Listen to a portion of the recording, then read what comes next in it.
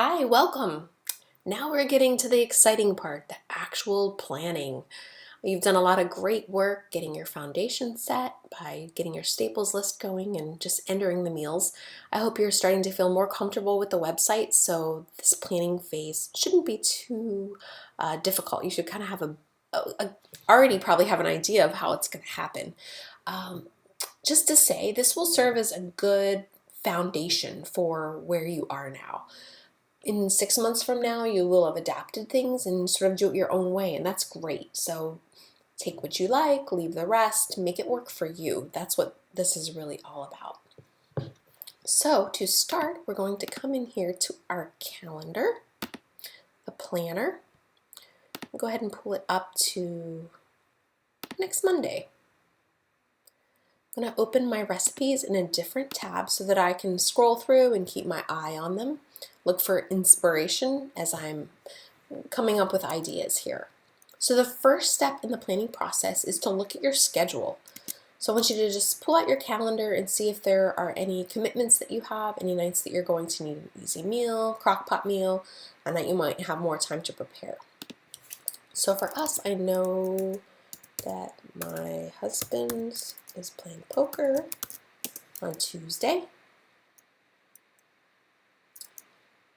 And hopefully this will load here. And I know on Wednesday he's at church. And I know on Saturday we go to church. So we need a crock pot meal. And on Thursdays I go to yoga, so we do dinner out. Pretty simple. Yours might be a little more complicated than that, but it will give you an idea of what your week is going to look like. Then it's a great time to review your themes. So this is where you really take the brain cramps out of planning, because you know on Monday you'll have Mexican, on Tuesday you'll have Italian, etc., etc. Like I said, that might be a great training wheel for you and you might not always use them, but for now it's kind of a fun thing to try to help you with your planning process. So for me, I know on Mondays I have more time to cook, and on Wednesdays when Doug goes to church, I like to be able to send something with him that's really easy. So I'm going to go into the recipe list here, and we know that we're always good with chicken, and we always have at least a chicken meal a week. So we are going to do this Middle Eastern chicken and chickpea stew. So just go ahead and start typing, and the recipe will pop up, but just click on it and it will add it to the planner. I like to do this with rice, and I just mark that in there so that when I'm compiling my grocery list, it's in front of me and I don't have to worry about forgetting. Of course, thanks to that staples list, very rarely do we actually run out of rice, but it's nice to have it in there. And also when I'm doing sides, I can look and go, oh, okay, I've got a potato one night, so I probably don't want to do another potato, I'll do a rice instead.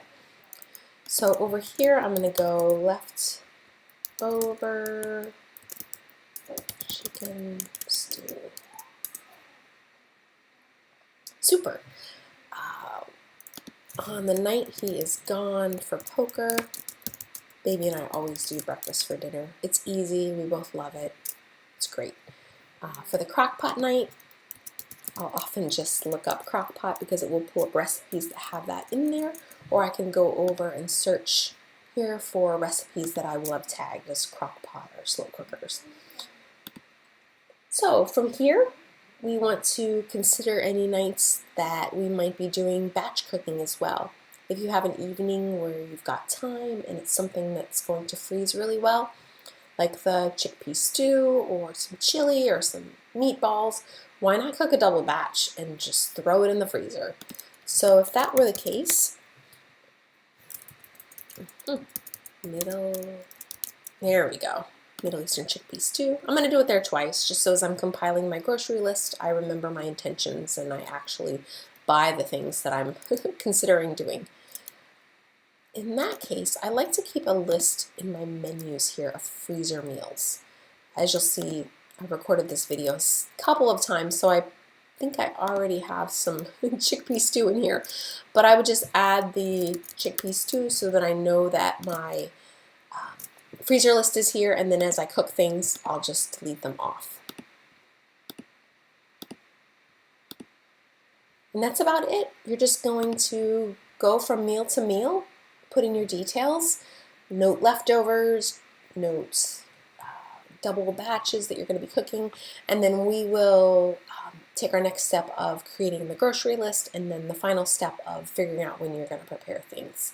But that's about it. If you have any questions, please post below, and I'd love to hear if you come up with any cool ideas that I can add to my planning as well. All right, have a great day.